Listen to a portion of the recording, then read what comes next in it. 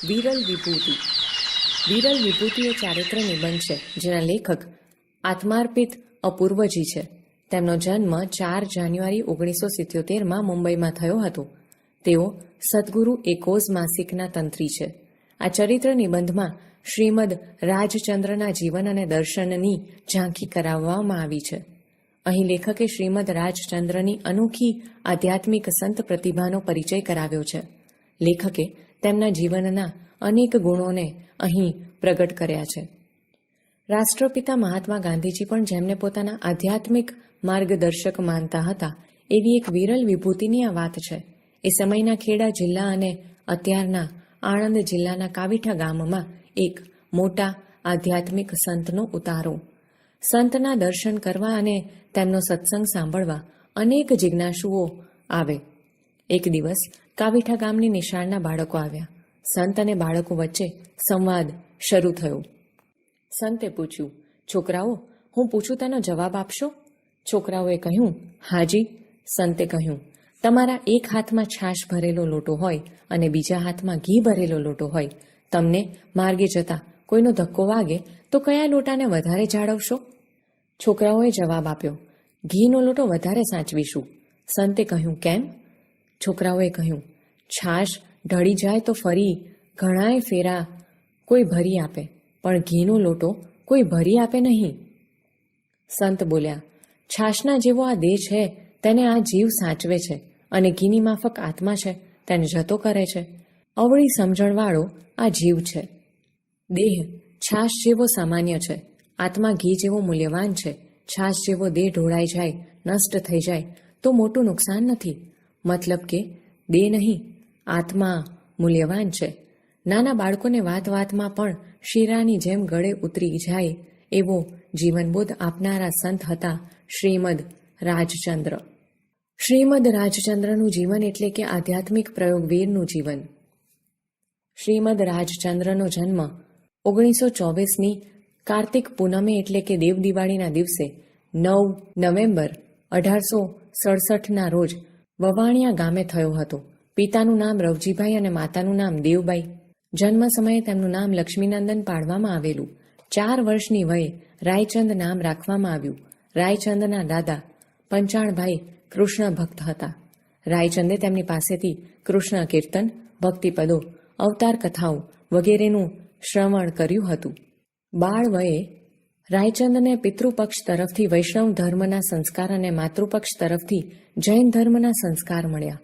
આગળ જતા તેમની નિષ્ઠા જૈન ધર્મમાં સ્થિર થયેલી. ગામમાં આવતા રામદાસજી નામના સાધુ પાસે બાળ વયે કંઠી પણ બંધાવેલી.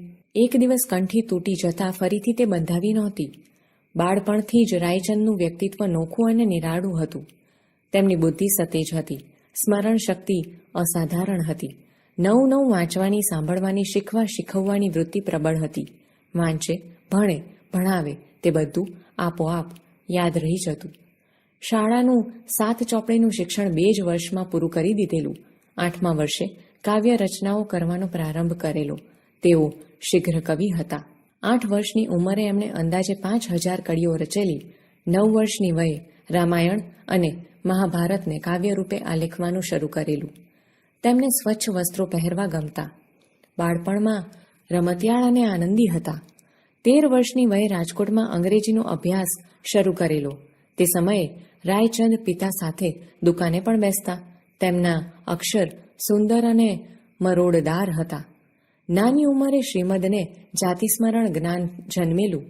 ઘટના એવી બની કે તેઓ 7 વર્ષના હતા ત્યારે વવાણિયા ગામમાં તેઓના પરિચિત અમીચંદભાઈને સર્પદંશ થયો ને તેઓ ગુજરી ગયા.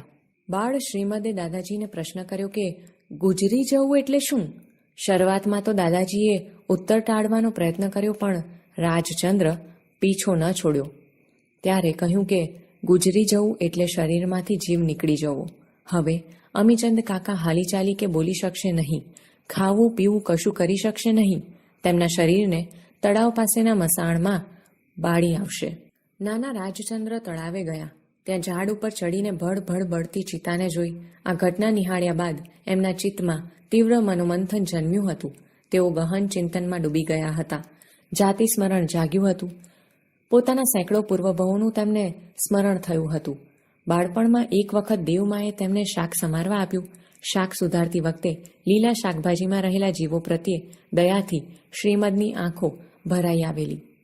આ ઘટના એમનામાં બાળપણથી જ જીવદયા અને કરુણા જેવા સંસ્કાર દર્શાવે છે. શ્રીમદ પ્રથમથી જ પ્રભાવશાળી બાળક હતા. હૃદય રૂજું અને નિર્મળ હતું. હૃદયની નિખાલસતા અને જ્ઞાનની પારદર્શિતાને લઈને તેઓ ભવિષ્યમાં બનનારા પ્રસંગો જાણી શકતા.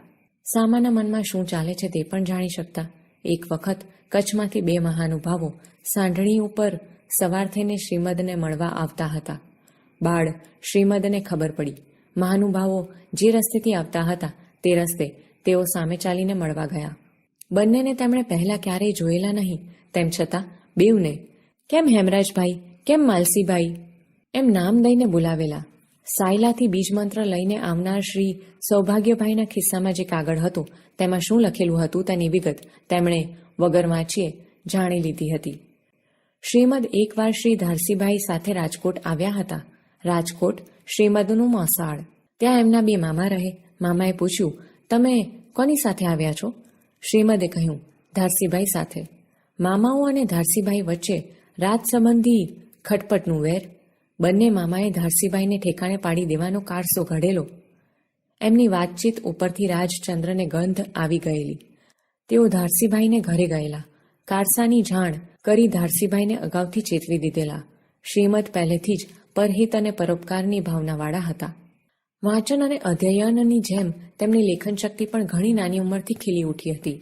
11 વર્ષની ઉંમરે બુદ્ધિ પ્રકાશ જેવા સુપ્રતિષ્ઠિત સામયિકમાં તેમના લેખ પ્રસિદ્ધ થવા લાગેલા.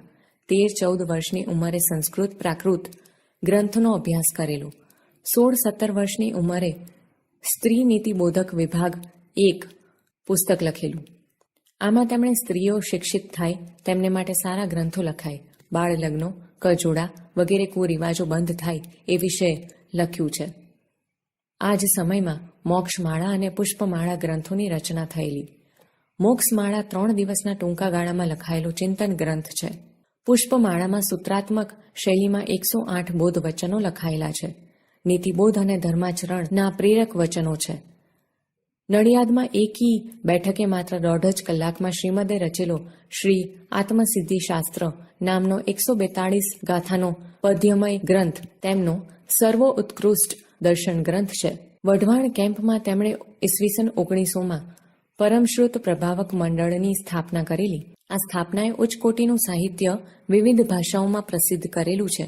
ગુજરાતમાં તેમના નામ સાથે જોડાયેલી અનેક સંસ્થાઓ અગાસ, કોબા, અમદાવાદ, ગુજરાત વિદ્યાપીઠ, સાયલા, રાજકોટ, મોરબી, ખંભાત, ઈડર, સિમરડા, કાવીઠા, ધરમપુરમાં કાર્યરત છે. શ્રીમદ શતાવધાની શક્તિ ધરાવતા હતા. શતાવધાન શક્તિ એટલે એક સાથે 100 વસ્તુઓ ભૂલ વિના ક્રમમાં યાદ રાખવાની શક્તિ. 19 વર્ષની ઉંમરે તો એ સિદ્ધિ એમને સહજ બની ગયેલી. મુંબઈમાં વિશાળ સમુદાયની વચ્ચે તેમણે શતાવધાનના પ્રયોગ કરી સૌને મુગ્ધ કરી દીધેલા. આ સિદ્ધિ બદલ તેમને સુવર્ણચંદ્રક એનાયત થયેલો અને સાક્ષાત સરસ્વતીનું બિરુદ પ્રદાન કરાયેલું. ભારતના રાષ્ટ્રીય કક્ષાના અનેક અખબારોએ એની નોંધ લીધેલી. પછીથી અવધાન પ્રયોગનો પણ તૃણવત ત્યાગ કરેલો. શ્રીમદને તેમની 23 વર્ષની ઉંમરે આત્મસાક્ષાત્કાર થયેલો. સમય મળે તેઓ મુંબઈ છોડી નિવૃત્તિ માટે એકાંત સ્થળોમાં, વનોમાં કે પહાડોમાં એકલા ચાલ્યા જતા. જબકબાઈ સાથે તેમનું લગ્ન થયેલું. ગૃહસ્થ જીવનમાં તેમને 2 પુત્રો અને 2 પુત્રી હતા. મુંબઈમાં રેવાશંકર જગજીવનદાસની પેઢીમાં તેઓ ભાગીદારીથી વેપાર ધંધામાં જોડાયેલા. આગળ જતા સુરતના ઝવેરી નગીનદાસ પણ આ પેઢીમાં જોડાયા. મોતીનો ધંધો એટલો મોટો ને બહોળો બન્યો કે રંગૂનમાં પણ ઝવેરાતની પેઢી ખોલી હતી. મોતીના ધીકતા ધંધા વચ્ચે પણ તેમનું મન નિર્મોહી, નિસ્પૃહ અને અનાસક્ત હતું. ઘર વ્યવહાર અને વેપાર ધંધાના કામોની વચ્ચે પણ તેમની વૈરાગ્ય દશામાં કોઈ ફરક પડતો નહીં. શ્રીમદ રાજચંદ્ર અને મહાત્મા ગાંધીજીની પ્રથમ મુલાકાત મુંબઈમાં થઈ હતી. ડોક્ટર પ્રાણ જીવનદાસ મહેતા શ્રીમદના કાકા સસરા થતા હતા. ડોક્ટર મહેતાએ ગાંધીજીને શ્રીમદનો જ્ઞાની અને શતાવધાની તરીકે પરિચય આપ્યો. ગાંધીજી પોતે બેરિસ્ટર વળી પાછા વિલાયતથી પાછા ફરેલા. એમણે શ્રીમદને ચકાસી જોવા માટે જુદી જુદી ભાષાના કેટલાક શબ્દો લખી કાઢ્યા. એ શબ્દો શ્રીમદને વાંચી સંભળાવ્યા. આ પછી શ્રીમદે સહજ રીતે એક પછી એક બધા શબ્દો ગાંધીજીએ જે ક્રમમાં લખ્યા હતા તે ક્રમમાં કહી સંભળાવ્યા. ગાંધીજી ચકિત થઈ ગયેલા. શ્રીમદની સ્મરણ શક્તિ, બહોળું શાસ્ત્ર જ્ઞાન, શુદ્ધ ચારિત્ર જોઈને ગાંધીજી તેમના અનુરાગી બન્યા. તેઓ અધ્યાત્મ અને ધર્મ સંબંધી મૂંઝવણો રજૂ કરતા, પ્રશ્નો પણ પૂછતા. શ્રીમદ પાસેથી તેમને યોગ્ય સમાધાન અને માર્ગદર્શન પ્રાપ્ત થતું. મુલાકાતો વખતે ગાંધીજી શ્રીમદની રહેણી કરણીનું પણ અવલોકન કરતા. ગાંધીજીમાં સત્ય, અહિંસા, બ્રહ્મચર્ય, અપરિગ્રહ, અભય વગેરે ગુણો વિકાસ પામ્યા અને દ્રઢ થયા. તેની મૂળ પ્રેરણા તેમને શ્રીમદમાંથી મળેલી. શ્રીમદની અઢળક આંતરિક ગુણ સંપત્તિને લઈને ગાંધીજી તેમના પ્રત્યે કાયમ ખેંચાયેલા રહ્યા હતા. શ્રીમદ વિશે તેમણે લખ્યું છે, મેં ઘણાના જીવનમાંથી ઘણું લીધું છે, પણ સૌથી વધારે કોઈના જીવનમાંથી મેં ગ્રહણ કર્યું હોય તો તે કવિશ્રીના જીવનમાંથી છે. ગાંધીજીએ શ્રીમદના શ્રી આત્મસિદ્ધ શાસ્ત્રનું અંગ્રેજીમાં ભાષાંતર પણ કરેલું. શ્રીમદનું અપૂર્વ અવસર એવો ક્યારે આવશે એ પદ આશ્રમ ભજનાવલીમાં સ્થાન પામેલું છે. આમ ગાંધીજીનો શ્રીમદ સાથેનો આધ્યાત્મિક સંબંધ ઊંડો હતો. શ્રીમદ રાજચંદ્ર અને મહાત્મા ગાંધીજીનો અંતરંગ સંબંધ એ માત્ર તેમના બંનેના જીવનનું જ નહીં, માત્ર ગુજરાતનું જ નહીં, પરંતુ ભારતના સાંસ્કારિક, રાજકીય અને આધ્યાત્મિક ઇતિહાસનું એક ઉજ્જવળ પ્રકરણ છે. જીવનના તમામ વ્યવહારોની વચ્ચે પણ શ્રીમદ રાજચંદ્રએ સર્વ પ્રત્યે ઉદાસીન અને તટસ્થ રહેતા. કશાનું વળગણ નહીં, રાગ પણ નહીં અને દ્વેષ પણ નહીં. દેહ છતાં વિદેહી દશા, ઉત્તરોત્તરા દશા વધારે નિર્ણાયક બનતી ગયેલી. દેહ એમને મન ધર્મ સાધનાનું સાધન માત્ર હતો. એમ કરતાં એક સમયે તેમનું વજન 57 રતલ જેટલું થઈ ગયું હતું. સંગ્રહણીનો વ્યાધિ પણ લાગુ પડેલો. હવાફેર માટે કેટલાક સ્થળોએ ગયેલા. છેવટે રાજકોટમાં મુકામ કરેલો. ઈસવીસન તારીખ 9 એપ્રિલ 1901ના રોજ રાજકોટમાં તેમણે આત્મ સ્વરૂપમાં સમાધિપૂર્વક શરીરનો ત્યાગ કર્યો. દેહ વિલય સમયની તેમના દેહની કાંતિ શાંત અને અનુપમ હતી. 33 વર્ષના ટૂંકા જીવનગાળામાં તેઓ એક યુગ પ્રવર્તક ભારતીય જૈન સંત તરીકેનું જીવન જીવી ગયા.